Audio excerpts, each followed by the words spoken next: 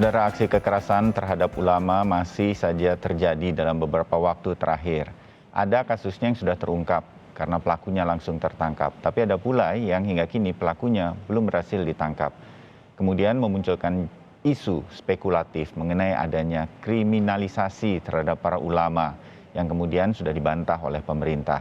Nah, apa yang harus dilakukan agar semua pihak dari semua pihak agar kejadian serupa ini tidak kemudian terjadi lagi dan mencegah masyarakat kita jangan sampai terprovokasi. Pagi ini Sapa Indonesia Pagi akan membahasnya mengenai hal tersebut. Narasumber semua hadir secara daring, diantaranya ada Ketua Harian Kompolnas Beni Mamoto, Ketua Komnas HAM Ahmad Taufan Damanik, dan juga Ketua MUI Bidang Informasi dan Komunikasi Kiai Haji Masduki Baidlowi. Selamat pagi semuanya, salam sehat. Selamat pagi, salam sehat. Assalamualaikum warahmatullahi wabarakatuh. Waalaikumsalam warahmatullahi wabarakatuh. Senang ketemu Pak Beni, Bang Taufan, juga Cak Duki lagi di kesempatan kali ini. Mudah-mudahan dialog kita makin menjelaskan kepada masyarakat ini. Saya mau membawa kita semua, penonton terutama dari Sapa Indonesia Pagi hari ini. Cak Duki, supaya lebih jelas begitu. Kalau kata-kata kriminalisasi yang disampaikan Pak JK sebagai Ketua Dewan Masjid Indonesia, kemudian dibantah buru-buru begitu oleh Menko Polhukam, saya mengerti. Mungkin memang tidak pas begitu. Tapi saya ingin menerjemahkannya di tengah masyarakat, langsung beredar di WA kalau ada kejadian seperti ini nih, semacam ini jangan-jangan seperti disengaja ya gitu. Kalau kejadiannya hal semacam ini nih kayaknya berurutan begitu. Seperti nanti yang tertangkap pasti ada gangguan jiwa. Nah itu udah terjadi tuh Cak di tengah publik kalau kejadian-kejadian seperti ini, ulama kita diserang, ustadz kita diserang, nanti hal semacam itu. Nah, bagaimana kita untuk melihat kemudian kita mengerti bahwa kepolisian akan segera bertindak, kemudian ditangkap dan lain-lain. Tapi bagaimana di tengah masyarakat nih tidak ada kekhawatiran lagi hal semacam ini yang seperti nggak bisa dihentikan, terjadi lagi keamanan masjid dan lain-lain. Cak Duki dari MUI. Iya, pertama saya kira perlu dijelaskan dulu soalnya ya mengenai istilah kriminalisasi tadi. Karena ini kan memang ada semacam penggiringan ya, ada penggiringan opini di media sosial dan itu sudah lama gitu ya. Penggiringan ini saya kira secara politis ditujukan untuk bagaimana agar sebagian dari umat itu tidak hanya mengkritisi pemerintah, karena mengkritisi pemerintah saya kira bagus, tapi supaya membenci ya dengan alasan-alasan yang sebenarnya tidak logis. Yang tadi oleh Pak Mahfud sudah dijelaskan bahwa itu tidak logis karena tidak ada kriminalisasi. Pertama bahwa kita kan memang semuanya kan kita ini kan ya sama di depan hukum ya. Tidak ada mayoritas, tidak ada minoritas. Siapapun yang salah, saya kira hukum mesti ditegakkan. Demokrasi saya kira kalau tanpa hukum saya kira menjadi hukum rimba kan tidak bagus gitu kan. Jadi sekali lagi yang perlu ditegaskan di sini, yang ditegakkan itu hukum dari oknum dan tidak ada label ustadz ataupun ulama. Jadi tidak benar kalau kemudian ada kata kriminalisasi. Itu saya kira yang harus ditegaskan. Lalu yang juga tidak kalah penting karena ini adalah penggiringan opini terkait dengan media sosial. Ini kan era post-truth. Jadi era post-truth itu yang penting kan meyakinkan orang, bukan soal faktanya. Nah inilah yang terjadi. Seakan-akan kriminalisasi itu dilakukan oleh penguasa. Dan ini yang mesti kita jelaskan bahwa ini tidak benar gitu kan. Jadi penguasa saya kira tidak ada hubungannya dengan itu. Yang kedua, yang ketiga ulama. Kata ulama itu kan ulamanya mah tenang-tenang saja. Sampai saat ini tidak ada ya. Saya kira beda antara ustadz dan ulama gitu ya. Dan kalau ada kejadian-kejadian yang seperti yang tadi diceritakan dalam pemberitaan, itu saya kira persoalan-persoalan yang sebenarnya perlulah ditegaskan oleh polisi, jelaskan duduk soalnya, apa yang sebenarnya terjadi, agar apa? Agar masyarakat tidak bertanya-tanya. Kalau semuanya sudah dijelaskan duduk soalnya dari A sampai Z, misalnya seperti itu, maka semuanya tidak akan bertanya-tanya. Karena ini begini, Bung, juga ada kaitannya dengan siklus tahunan. Kalau sudah menjelang 30 September atau 1 Oktober, itu selalu saja ada hal-hal yang bikin gaduh gitu loh. Nah, itu motif yang seperti itu saya kira perlu diungkap. Oke, setuju itu, Cak. Nah, saya kalau soal motif dan diungkapkannya, kita kan akan kepolisian nih. Nah, Pak Beni kan dekat dan tahu di belakang layarnya bagaimana kepolisian selama ini menangani kasus-kasus ini. Pak Beni, polisi itu sebetulnya, saya sih secara pribadi saya harus mengatakan saya yakin sih sama kepolisian, tapi memang apakah memang hampir semua kasus kemudian orang yang memang mengalami gangguan jiwa atau bagaimana begitu. Nah, hal semacam ini yang kemudian membuat publik juga menjadi kurang yakin begitu dengan kepolisian ketika mengungkap kasus-kasus ini. Pak Beni, sebetulnya kepolisian bisa mengungkap kasus ini kan dan lebih meyakinkan, seperti Cak Duki tadi katakan, lebih rinci lagi aja biar lebih jelas gitu, biar publik jadi ngerti bener ini udah ditangani kok dengan baik. Pak Beni. Baik, terima kasih. Saya mencoba untuk membedah beberapa kasus. Sebagai contoh yang di Makassar, pembakaran mimbar masjid. Saya memberi apresiasi kepada teman-teman di sana karena bergerak cepat, meskipun orangnya pakai tutup muka, tapi bisa ditangkap. Hasil terakhir ternyata dia positif mengonsumsi narkoba. Karena saya bekas BNN, saya dulu nangani kasus narkoba, saya ingin sampaikan. Seseorang yang mengonsumsi narkoba, dia akan mengalami namanya disorientasi ruang dan waktu. Mengalami mispersepsi panca indera. Jadi dia cara berpikir, cara bersikap tidak dan bertindak tidak normal lagi. Sebagai contoh, beberapa mobil kan parkirnya di Bundaran HI, di kolam. Dini hari. Ternyata sopirnya positif mengonsumsi narkoba. Dia lihat jalan lurus, Bundaran HI dikira masih jauh sekali. Dia tancap gas, akhirnya terbang masuk ke kolam. Yang ingin saya sampaikan bahwa pelaku ini karena dalam kondisi positif mengonsumsi narkoba, pertimbangannya, keputusannya sudah tidak normal. Dia hanya karena ditegur sering tidur di tempat ibadah itu, tersinggung, sakit hati, pilihannya membakar mimbar. Nah, ini satu. Kemudian yang di Medan. Yang di Medan, apakah benar dia itu sudah stop mengonsumsi narkoba? Ini perlu dicek. Kalau dia memang betul dulu pernah mengonsumsi narkoba, memang sangat sensitif ketika masa lalunya diungkit. Kemudian dia emosi, kemudian dia melakukan penyerangan. Jadi ini dua kasus saya lihat ada kait-mengkaitnya dengan permasalahan narkoba. Kemudian untuk yang di Banten, polisi sedang mendalami tentang motif dengan cara melihat latar belakang aktivitas dari korban, motif apa yang dimungkinkan dilakukan oleh pelaku. Ini dalam proses. Ini sedang dilakukan pendalaman karena ini tidak bersentuhan langsung dengan korban, maka soal DNA, soal sidik jari tidak ada. Nah ini sedang profiling.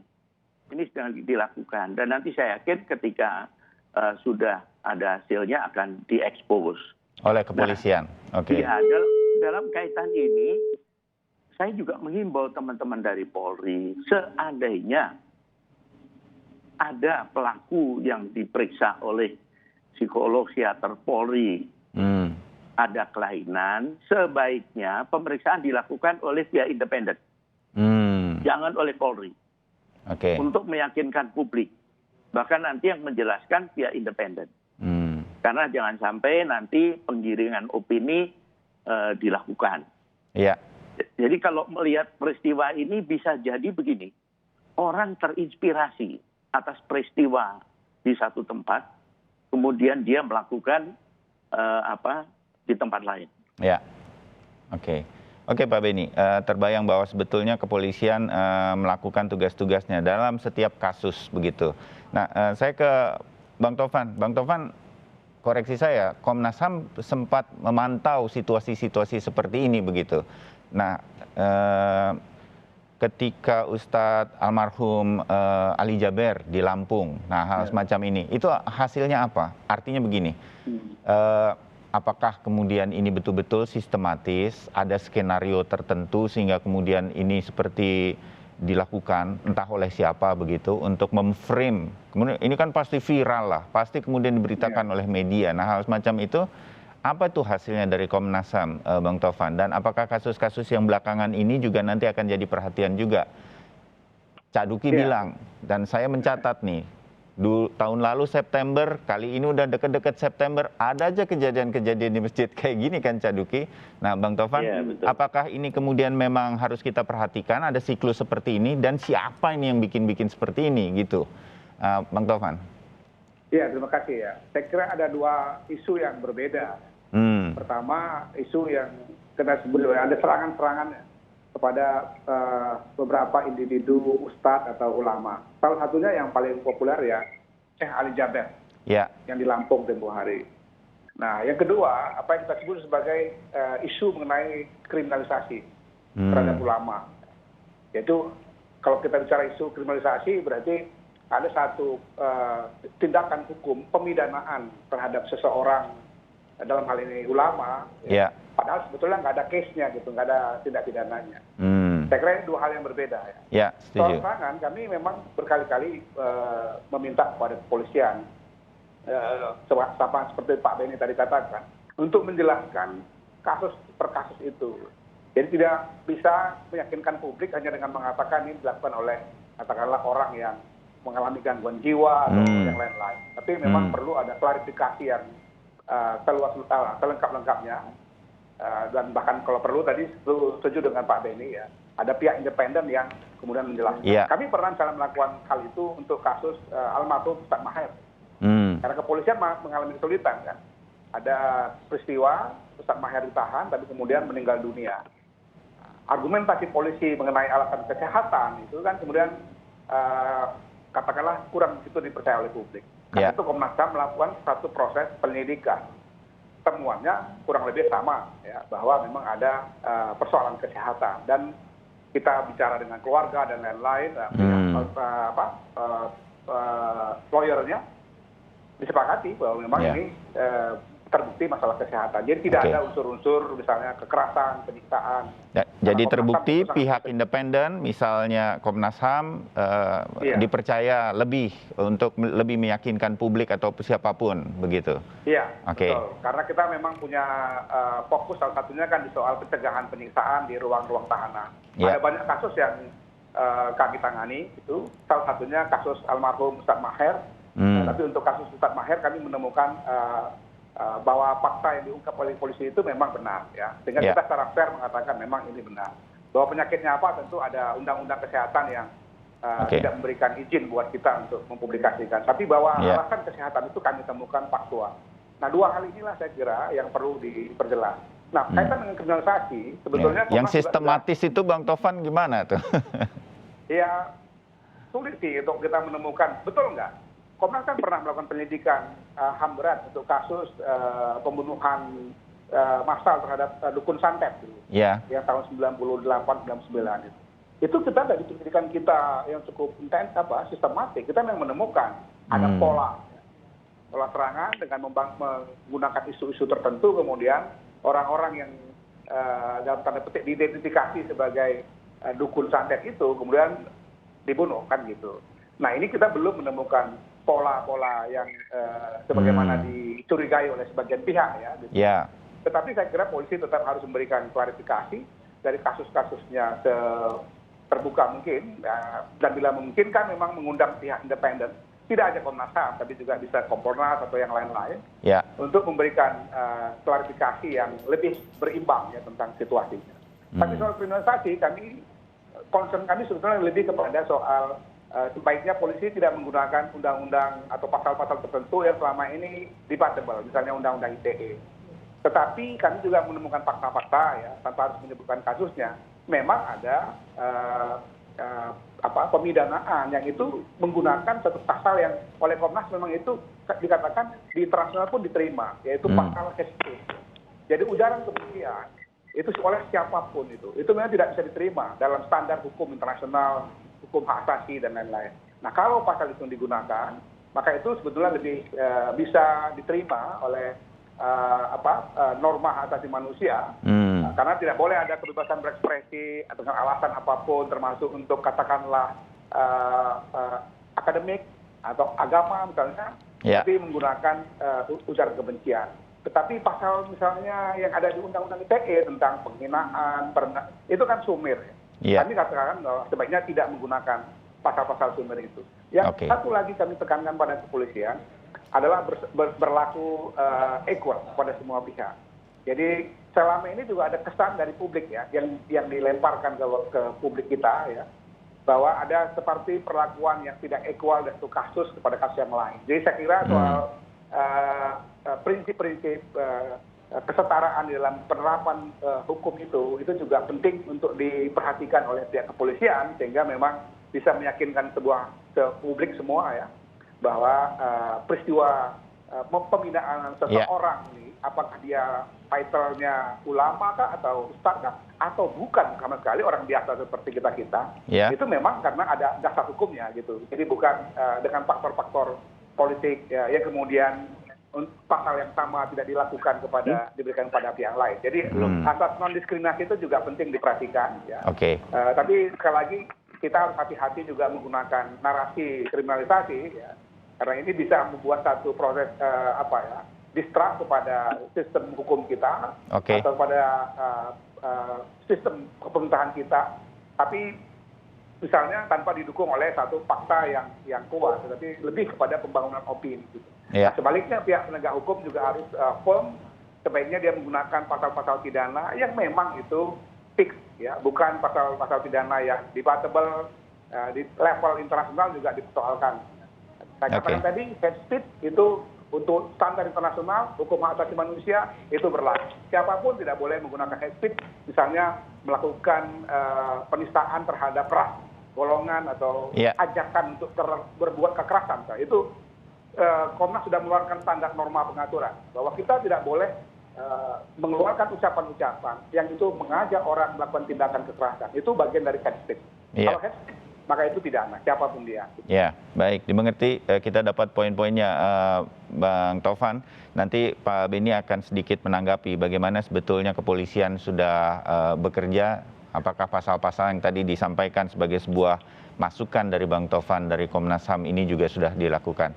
Dan setelah jeda, kita akan bicara lagi bagaimana agar kemudian kita semua tidak kemudian terjebak dan punya frame bahwa ini adalah sesuatu yang sistematis yang dilakukan. Dan bagaimana kita meyakini ini semua. Kami akan segera kembali, tetap bersama Sapa Indonesia Pagi.